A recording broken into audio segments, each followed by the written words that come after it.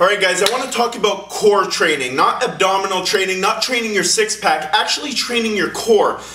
This is one of the most neglected things, even on people with a wicked six-pack. So sometimes you see these guys that have a wicked six-pack, they look shredded, it looks nice and all that, but those guys, a lot of those guys have the weakest cores you've ever seen.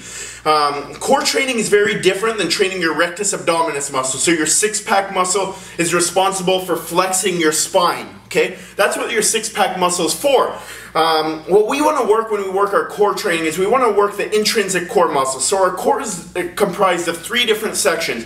Your intrinsic core, so the deep muscles in your core, which are responsible for stabilization. So if I stand on one foot, those muscles have to activate. Those muscles have to work in order to keep me balanced. Your intrinsic, your deep core muscles, they're responsible for movement. Anything we do, those muscles are responsible. When I get on this ball right now, it's not stable, right? So my body wants to fall down. What happens? My core muscles have to activate to keep me still. Now this is very important, guys. This keeps you injury free. This keeps proper movement patterns. When you have a proper, strong core, you're going to be able to perform movements a lot better. You're going to be able to perform squats, deadlifts, pull-ups, all these movements a lot better. For you guys that are athletes, core training is a must. Not ab training, core training. There's a big difference. Then we have our extrinsic core muscles, our superficial core muscles, which are responsible for, our six-pack muscles. These muscles are great, when you're doing crunches or knee raises if you're a fighter, if you're a boxer, because you want that protection on the outside, so if someone punches your stomach, you have well-developed six-pack muscles that are going to protect your organs. For the average person, I wouldn't really recommend that you guys overtrain this muscle. If you want, if you're doing a fitness competition, okay, you have to look shredded, you have to have a nice six-pack, but if you're not in a competition mode, guys, and you want to keep your body healthy, you're still going to get nice abs. Work on developing your intrinsic, your deep core muscles, guys, not your superficial muscles.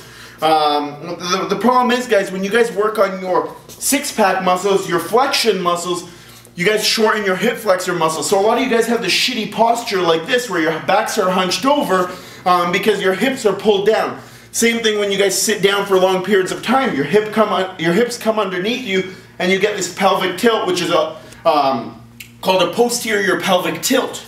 Right? Now we want to get away from that. We want to lengthen your hip flexor muscles and we want to strengthen your intrinsic core muscles. So the best way to strengthen your intrinsic core muscles, guys, is to get a stability ball, okay, or a physio ball. Now you're going to do a plank on it, okay?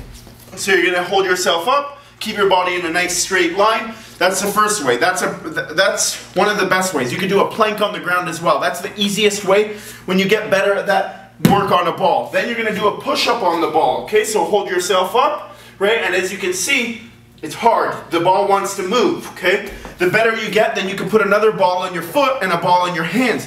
These are really going to train those intrinsic core muscles. Most of the injuries that I see and most of the imbalances that I see are caused by two things: weak glutes and a weak intrinsic core system, guys. So really work on developing these 3 to 4 times a week, guys. Train those intrinsic deep muscles that are going to help get you stronger, help keep you balanced, help keep proper movement patterns. Stay away from doing knee raises, crunches, all that, guys. You're not doing anything that's going to be beneficial to movement patterns, You're probably going to get a lot of lower back pain for a lot of you guys that do a lot of knee raises, crunches, and things like that. This is going to help take away back pain. Strengthening these intrinsic muscles, those deep muscles, you're going to remove back pain, guys, for any of you guys that have low back pain, alright? So as always, push yourself to success. Team Hammer.